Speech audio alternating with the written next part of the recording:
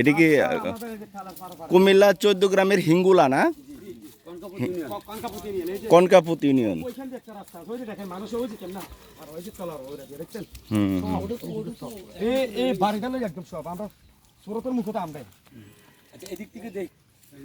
এখন আমরা যে গ্রামে যাইতেছি ওটার নাম কি?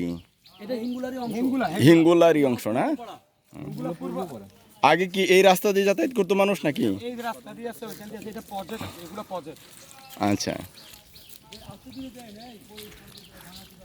হ্যাঁ সাবধানে এসো, হ্যাঁ সাবধানে এসো। এইখানে এই দিক দিয়ে এক মাথা পানি ছিল,